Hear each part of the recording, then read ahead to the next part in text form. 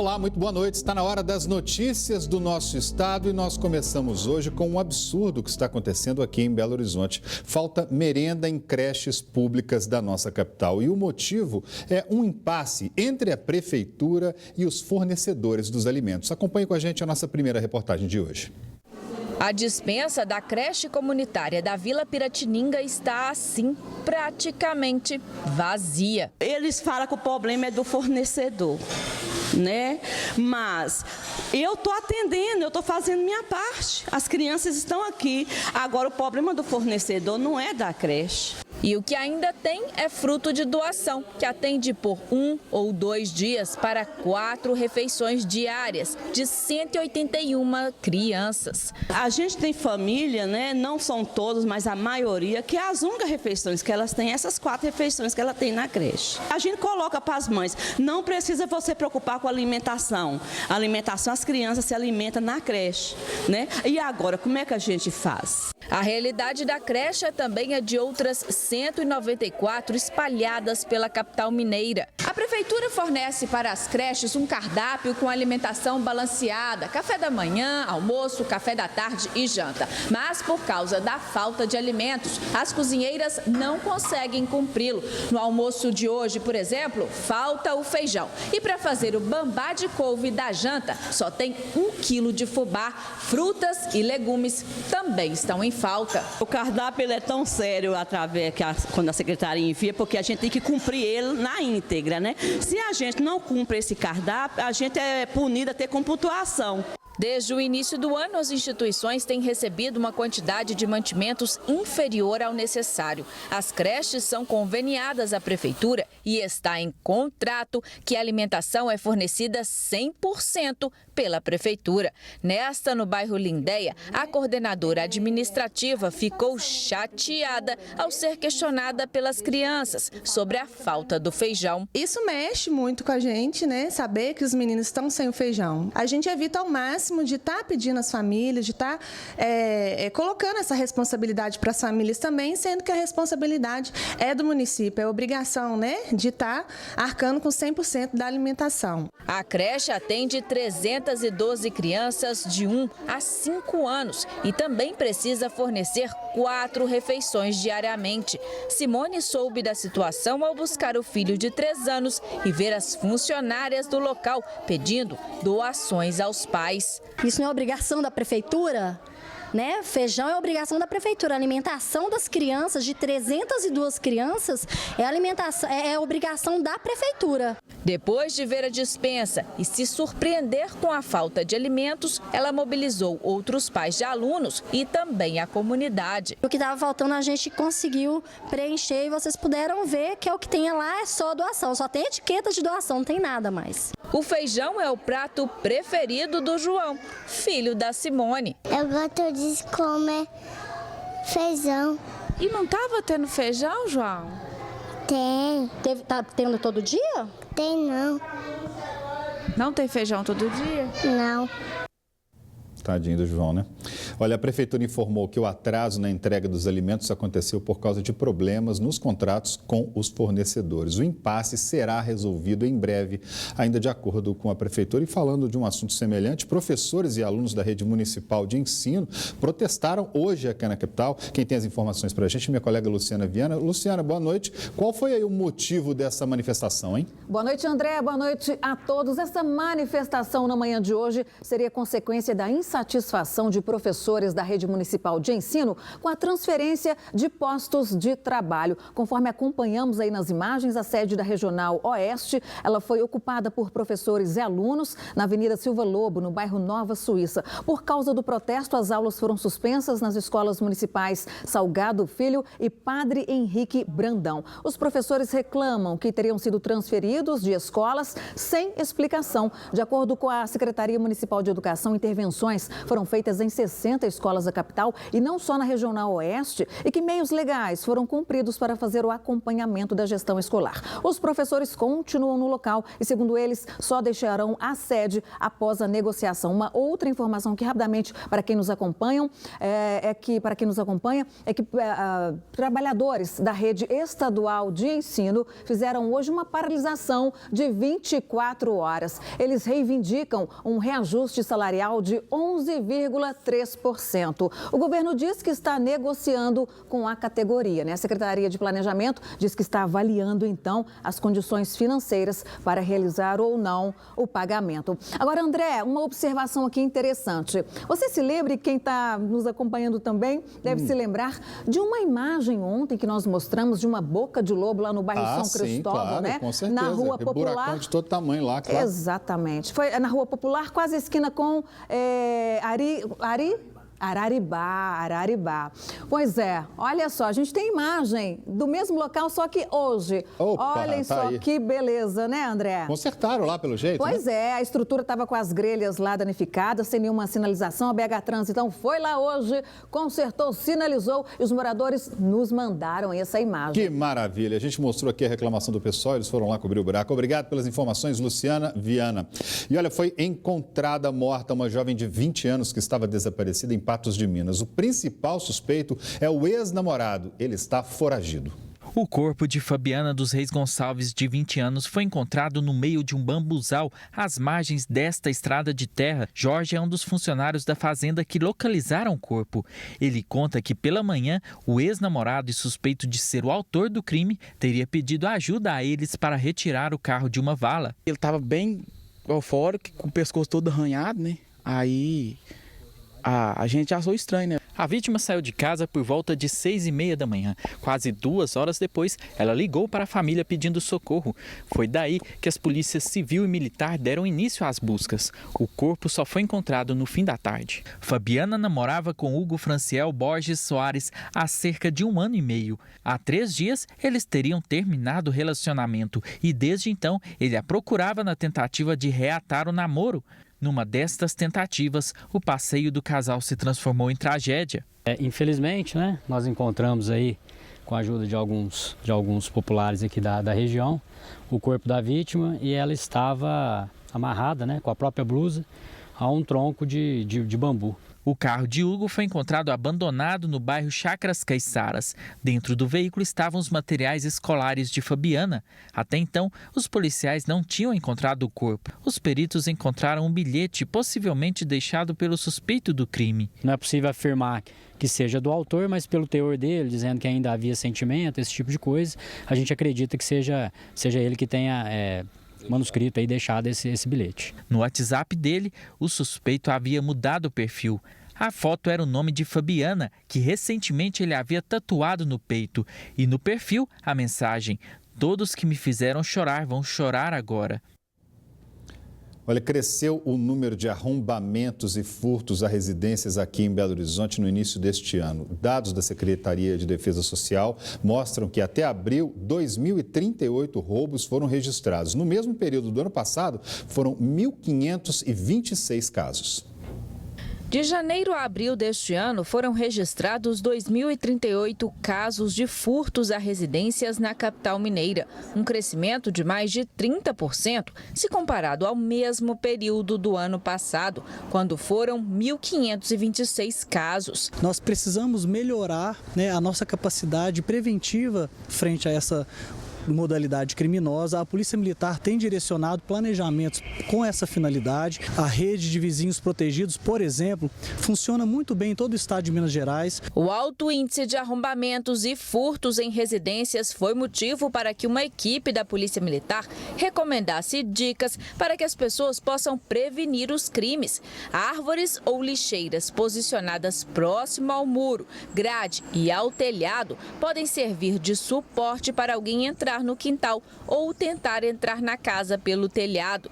Se ao lado da casa houver um terreno baldio, o cuidado deve ser redobrado, com muro alto e até cerca elétrica. A residência deve ser bem iluminada em toda a sua parte externa, com interruptores instalados somente na parte interna. Quando você ausentar da sua residência, não deixe uma evidência que ela está abandonada, como, por exemplo, deixar uma luz acesa, não deixe cadeado do lado de fora, deixando clara a informação de que não tem morador dentro da residência. E, principalmente, se você for se ausentar por um período maior do que o convencional, informe para pessoas da sua confiança na vizinhança para tomarem conta da casa no sentido de recolher uma correspondência, para que a casa não tenha o aspecto de abandono.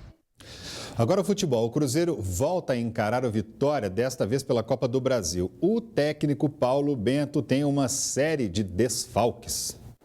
O lateral esquerdo Edmar é mais um reforço do Cruzeiro para a temporada. O jogador de 30 anos passou 8 deles no futebol europeu e é uma indicação do técnico Paulo Bento. Eu trabalhei em Portugal, trabalhei na Romênia, trabalhei na Itália, na Espanha, na Grécia. Então, com certeza eu tenho uma bagagem aí em questão de tática muito interessante, né? E a parte defensiva também eu aprendi, eu evoluí muito. E eu acredito que eu posso ser uma grande valia para o Cruzeiro nessa questão. Já que o assunto é lateral esquerdo, o Cruzeiro não tem nenhum jogador da posição disponível para enfrentar o Vitória. Brian já disputou a Copa do Brasil pelo América e não pode jogar. E ele é apenas um dos desfalques de uma lista grande. O atacante Riascos também já disputou a Copa do Brasil por outra equipe, o Vasco. O volante Lucas Romero recebeu cartão amarelo nas 3 partidas do Cruzeiro na competição e está suspenso. Mike Henrique não tem condições de jogo e Elber se lesionou na última partida. Muito difícil quando tem muito desfalque para o treinador armar a equipe. Sabemos que vai ser um jogo muito difícil, mas também sabemos que podemos ganhar o jogo fora de casa. Curiosamente, o Vitória foi o último adversário do Cruzeiro e arrancou o empate com um jogador a menos e 2-0 contra. Já conhecendo o rival, é outra coisa. Sabemos onde são pontos fortes que tem o Vitória e também algumas coisas boas que se fizeram no jogo daqui, aproveitar. Aprender com os erros e superar os desfalques são os desafios do Cruzeiro para voltar da Bahia com um bom resultado. No Galo, a novidade é a volta do atacante Michael Suel. Praticamente um ano depois, ele está de volta. Jogador de muita velocidade, muita qualidade técnica. Espero que tenha um ótimo retorno, faça um grande trabalho e nos ajude nesse segundo semestre para buscarmos os objetivos que temos de Campeonato Brasileiro e de Copa do Brasil. O tal jogador que atua pelo lado de campo. O clube tentou e muito encontrar um substituto com as mesmas características. Agora, Marcelo Oliveira não precisa mais procurar. Ele sabe das minhas características, ele sabe aonde eu jogo. Mas ele falou que eu sou uma peça importante, que vou ajudar bastante o Campeonato Brasileiro. Então isso para mim tá bom. Michael Suel fez até aqui 52 jogos e marcou 6 gols com a camisa do Atlético. Conquistou os títulos da Recopa Sul-Americana 2014, Copa do Brasil do mesmo ano e Campeonato Mineiro 2015. Deixou muito boa impressão antes de sair e por isso sabe da expectativa que existe sobre ele. Quero ajudar o Galo a conseguir títulos. A gente sabe que é importante, mas é o que eu sempre falo. Quero deixar meu nome gravado na história de um grande clube que é o Atlético. Quando essa história começará a ser reescrita, é que há dúvida. Tá no bid lá, né? Se eles acharem que eu estou em condições, eu estou trabalhando para isso. Eu estou trabalhando para tentar entrar em condições o mais rápido possível. Estou treinando forte todos os dias para chegar a uma boa condição. Mas é claro que tem que ter um pouco de calma. Eu estava bastante tempo parado. E tem que ter um pouquinho de paciência. Mas se eu tiver à disposição e o professor quiser me convocar, eu vou para o jogo sem problema. O momento para que a nova estreia aconteça é bom. O Galo está invicto a 5 jogos e já traça uma meta para que o tão sonhado título do Brasileirão venha neste ano. Penso que se nós conseguirmos fazer no mínimo 32 pontos, a gente se mantém na briga pelo título. Não tem nada definido no campeonato, temos muito chão pela frente. Então, o objetivo é evoluir a cada rodada, vencer a cada rodada para pensar em brigar pelo título lá no final da competição. E agora a gente muda um pouco de assunto e você é nosso convidado para dar um passeio histórico e conhecer obras de arte importantes que fazem parte da cultura mineira do país e do mundo. Quer saber onde é? Olha só.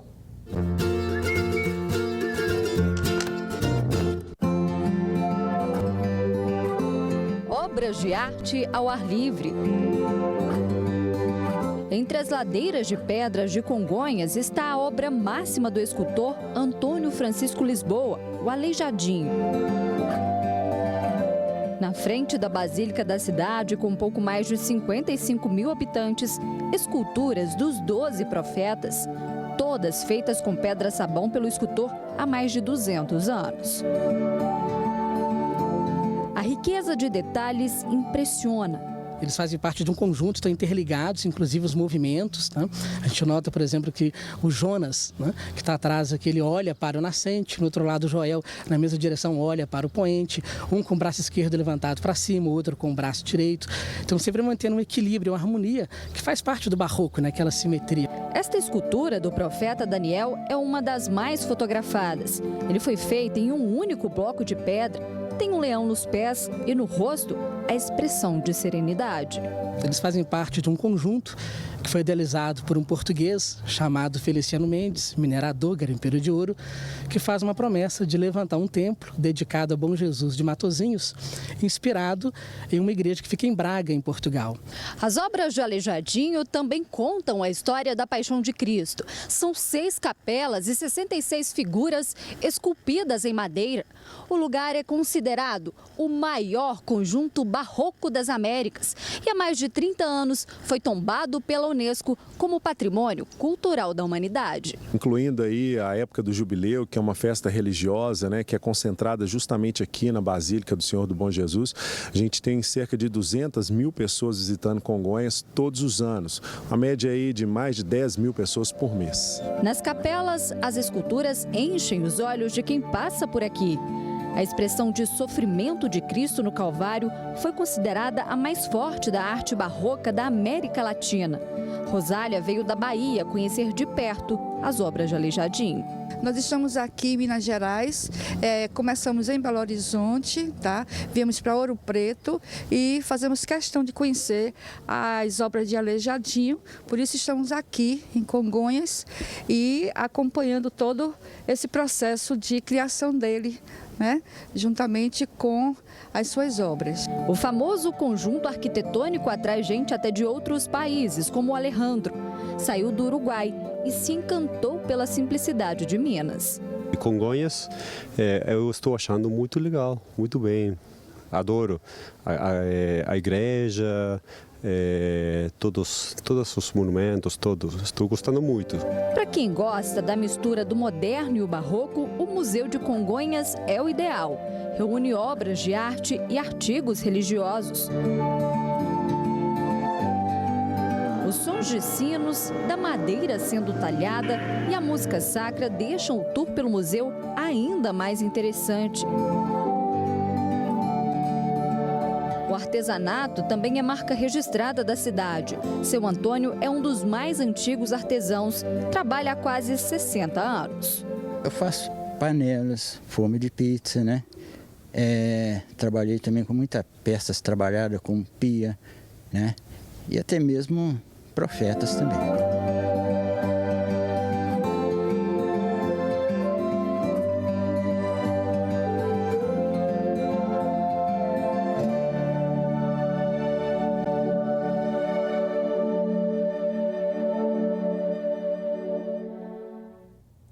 E atenção, um casal foi preso por asfixiar e matar um bebê de 18 dias em uma unidade de saúde. de Mar Oliveira chega com essa notícia triste, direto dos estúdios da Rádio Band News FM. Boa noite, Dimara. Que absurdo, hein? Absurdo, André. Boa noite para você, para todo mundo que acompanha o Band Minas. A jovem de 20 anos confessou que matou o filho porque ele chorava muito, André. E a delegada titular da Delegacia da Mulher, Criança e Idoso de Ituiutaba, Triângulo Mineiro, onde aconteceu o crime.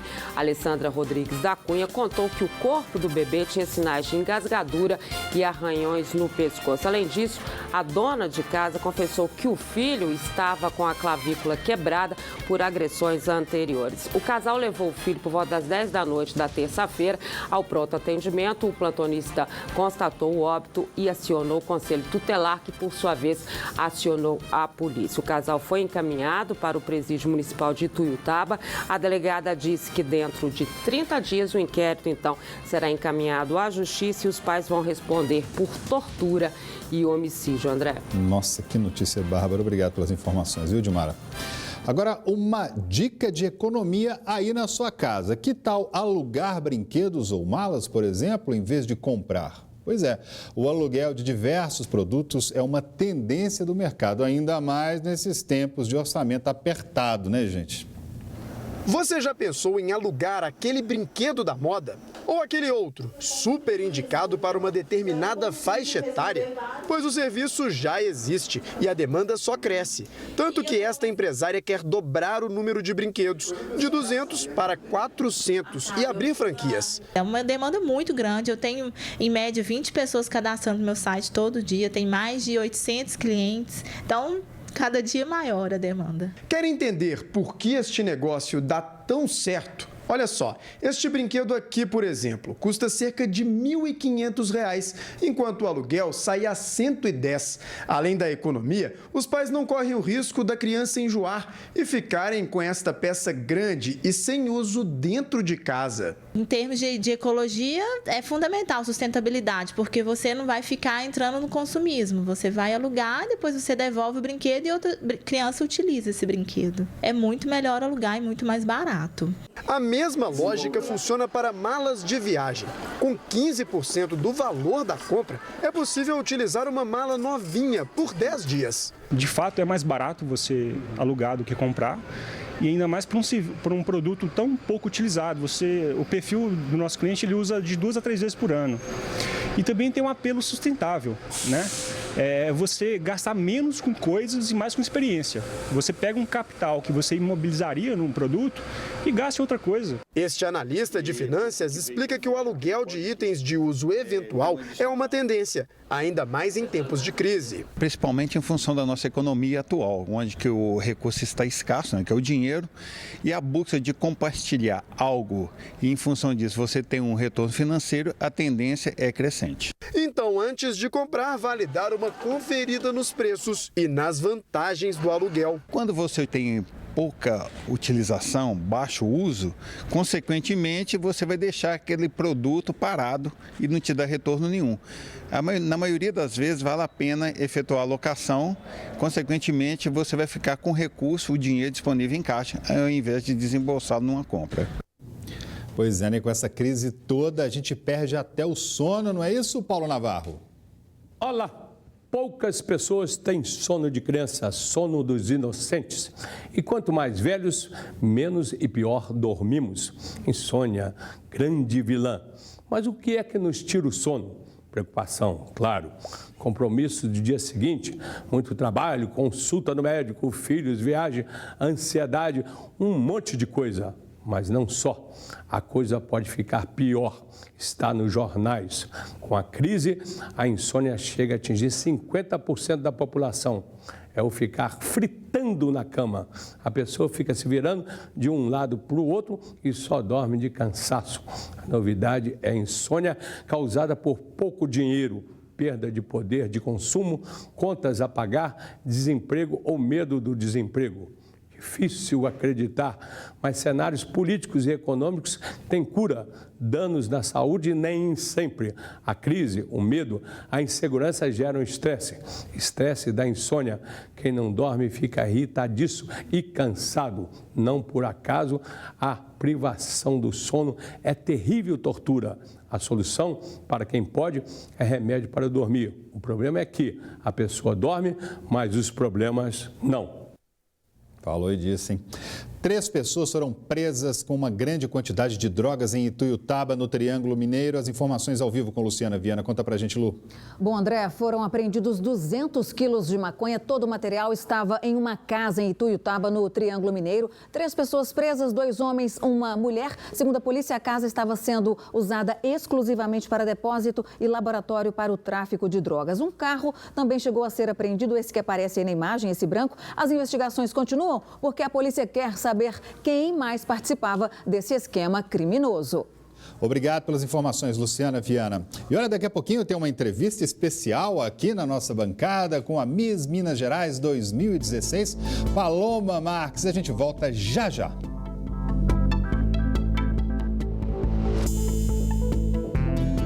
Estamos de volta e já com a lindíssima Paloma Marques, Miss Minas Gerais 2016, aqui ao meu lado. Muito bem-vinda e parabéns pela vitória, né? Muito obrigada, André. É um prazer enorme estar aqui com vocês hoje. Que coisa legal. E como é que foi todo esse processo até chegar a ser a Miss Minas Gerais? Então, André, assim, a gente sempre busca, né, alcançar o objetivo, mas assim, quando você consegue, você fica assim, nossa, né, consegui. Então, assim, eu me preparei desde 2014, né? Busquei, assim, eu sempre quis ser Miss, né? Então, busquei desde 2014, que eu participei também do concurso, que eu fiquei em 3º lugar. Então, busquei melhorar, assim, o que ficou, né, a desejar em 2014. E você já sonhava com essa coroa há muito tempo? Claro, essa coroa foi muito sonhada, né? Não só a minha, eu creio que muitas meninas sonham, né? Tem esse desejo, né? Então, assim, busquei me preparar, né? Tanto assim, meu físico como meu psicológico, né? Então, a Miss tem que estar procurando, né, alcançar tudo, né? E, assim, a emoção ali, ó, a emoção ali, aquele momento ali, hein? Conta pra gente, como é que foi esse momento ali, Paloma? Não, André, é difícil descrever esse momento, assim, é único, né? Na vida de qualquer mulher que deseja ser uma Miss. Mas foi maravilhoso. Inclusive, agora está também na nossa página no Facebook da TV Band Minas, está lá uma foto sua. Você é cantora também, né? Sim, eu sou cantora. Lado artístico já... Sempre gostei de estar nesse meio artístico, né? Então, e eu toco acordeon, né? Oh, que legal. Que é dificílimo, né? Muito difícil. Então, assim, o lado cantora começou desde os meus 8 anos, né? Meu pai sempre me acompanha. E já, Miss, eu fui convidada para participar de um concurso. E foi aí que eu conheci uma preparadora de Misses chamada Nádia Micherife, que inclusive ela é daqui de BH.